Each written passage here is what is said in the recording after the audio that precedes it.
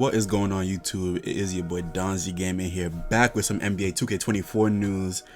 So we about 13 days out from the game dropping, so make sure to drop a like on the video, feel me? Subscribe to the channel if you want the best builds and some funny gameplay when 2K24 does drop. First day, I'm trying to give y'all some. Alright, so we're gonna get straight into it. First things first, WANG said that they dropped 24 new badges into this game in honor of course, Mamba himself, Kobe Bryant. They showed us the badges and they give us descriptions, and I cannot lie to y'all, some of these badges make me as happy as a kid in a candy store, bro. First, they divided them into the sections, of course, scoring. We have float game, a player's ability to make floaters, scooper for the scoop layups that, honestly, if you wasn't open, sucked that they introduced this year. It's a great, idea, but it sucked this year. Hop step layups and dunks. Hop steps, don't get me started. I like the sound of it, don't get me started. Spin cycle, drives finished with a spin layup, a dunk receive an additional increased shot chance. Two-step, cradle and euro step layups and dunks. Precision dunker, those who utilize the skill dunk mechanic will receive an improved chance of flushing their dunk.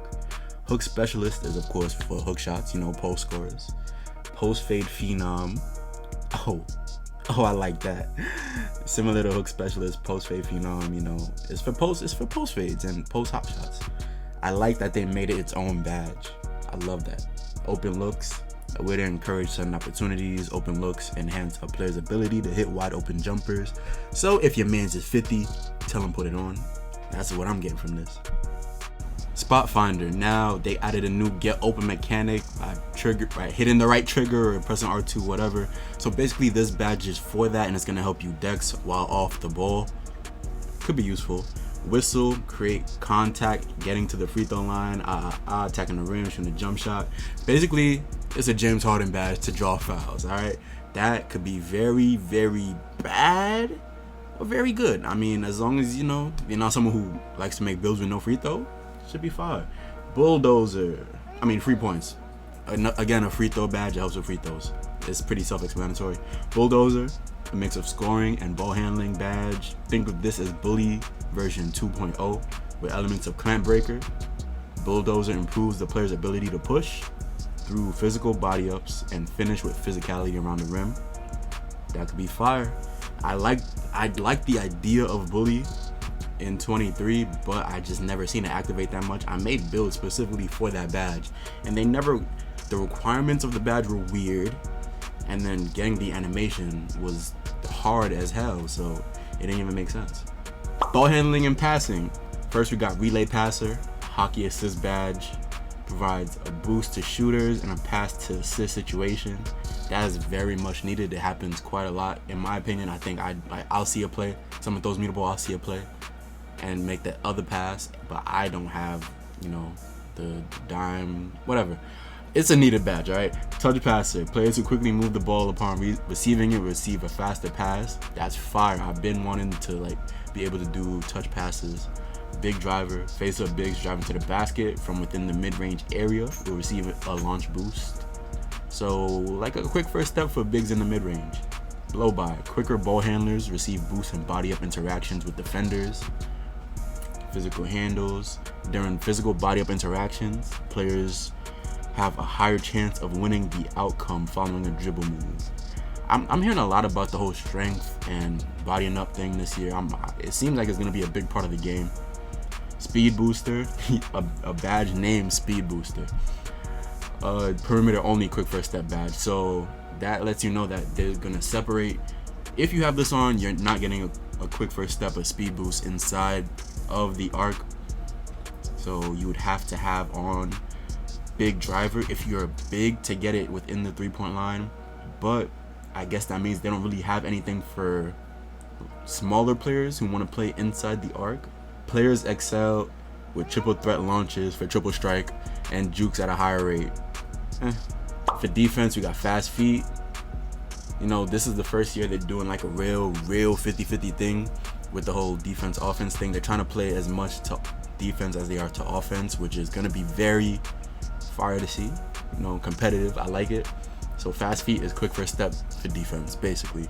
Right stick ripper, if you know the right stick is going to be very important in getting steals this year, you have to flick it at the right time, at the right direction. So this is a badge to help with that. Immovable enforcer. Oh, a counter to bulldozer. So the same way, you know, clamp and clamp breaker kind of deal, I guess. So if you have this on, you're gonna get more wins in the physical body up animation kind of things, and with contact layups, all that. 94 feet. Players with 94 feet receive fewer body up stamina hits. So not animations, but stamina hits. So you're gonna get the body up animations on defense. That's what we want. And you're not gonna lose stamina for it. And you're gonna get better. You are gonna get better animations in the body of battles while pressing full court. People who don't have this badge are gonna regret pressing full court. Very interesting. You see the badges removed: limitless, bully, clamp breaker, menace, mismatch, quick first step, vice grip, and clutch shooter, floor general, and volume shooter. That's crazy. Volume shooter's been in the game a long time, but whatever. Now we've gotta talk about the builder, right? Now take a look at this. This is the new builder. They finally shown it to us. Now take a look at this. This is the builder from 23. Me personally, I don't see that much of a difference. All right, but I did take these same stats, put them into 23 just to see a difference, and it's a 1 overall difference. It's not much. But the main important thing about this is that while you're making a build on 23, of course, some attributes cause other attributes to move and go up.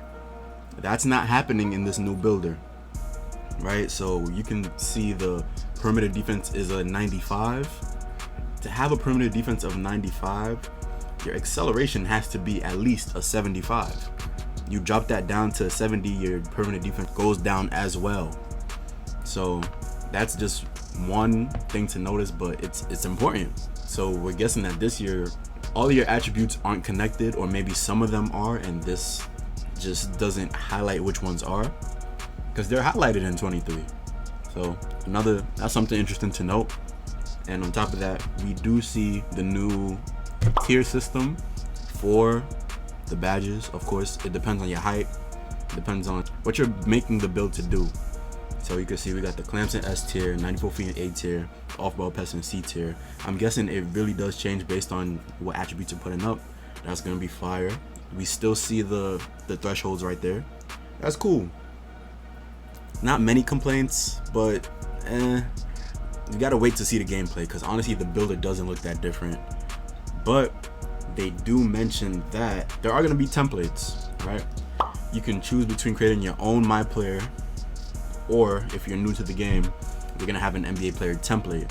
The player templates are customizable, so you can take an NBA player template and then change it and customize it, tweak it to how you want it, or you can just take that exact template and go into MyCareer for y'all who don't really want to make builds. You know, not everyone is coming to YouTube to look for a build. Not everyone wants to take an hour plus out of their life to make the perfect build. Some people just want to get on the game and go. So I guess this is for them. Back to talking about badges, all right? They finally made it clear that you are going to lose progression in your badges if you're not using them, right? It's not, I don't think they have any badge point system this year. It's all about, one, what your build can do, and two, how you play the game. So your badges this year depend all on you.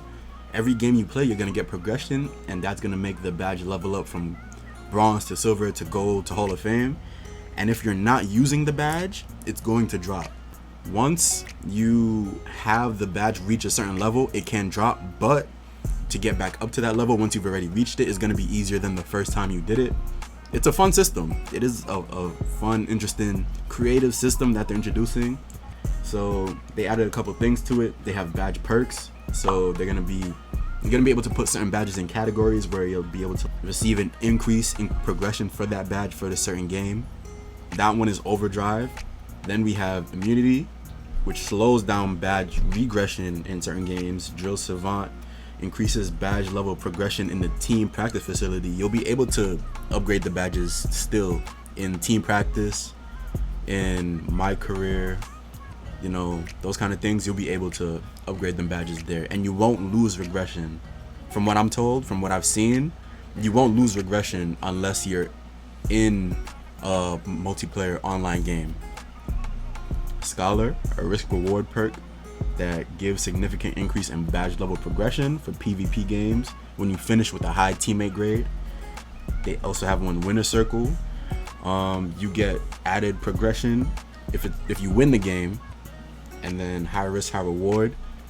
You get high increased progression if you're using the badge, and you have a lot of regression if you don't use it that game. So it's a very volatile one right there.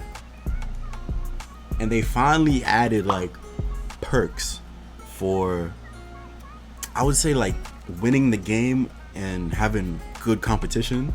So these are the performance multipliers. It's been something that I think the game has needed for a while. So they separate them into NBA, City, Rec, Pro-Am, which is standard. It's pretty standard. But all right, grade A student, if you finish with a high teammate grade, again, you get extra badge progression. Winner takes all. If the game finishes a win, again, increase badge progression up for the challenge. If the game is played against tough opponents, so if you're not playing bots, if you're playing people that play the game often, not only do you have, you know, that good sense of winning, but you're gonna get increased badge progression that has been needed in this game for a while. If you're going on a win streak, if you're playing tough competitors all day, you should be rewarded for that. You feel me? It just makes sense. And then you have floor setters. Floor setters are basically, you're gonna be able to set them seasonally. You're gonna get 18, I think, of them seasonally. 9 for silver, 9 for gold. You'll be able to put floors on certain badges so they can't drop below that level, even if you're not using it. So that's very useful. I think that balances this whole new system out. Some people might not like it still, but I think the floor setters, you don't really have an excuse if you have this. Whatever badges you think are like necessary, even if you don't use it every single game, but you think like you don't want to risk losing it, just put a floor setter on it. So you can't drop below gold, you can't drop below silver for certain badges. But once you set the floor setter, you can't upgrade it, if you get what I mean. So if you put a floor setter on silver for like off-ball pest, if you reach gold on off-ball pest, you can't move the floor setter to gold, right? It's gonna stay on silver. The badge could go to gold, it could go to Hall of Fame, but your floor setter is gonna stay on silver. I hope I helped anyone out who was confused with the courtside report. And if you're still confused, comment down below. You never know, I might be confused by it too. But drop a like on the video, subscribe to the channel if you're new. Even if you're not new, subscribe to the channel. We still going for 500 subs. Other than that, I'm out of here. Peace.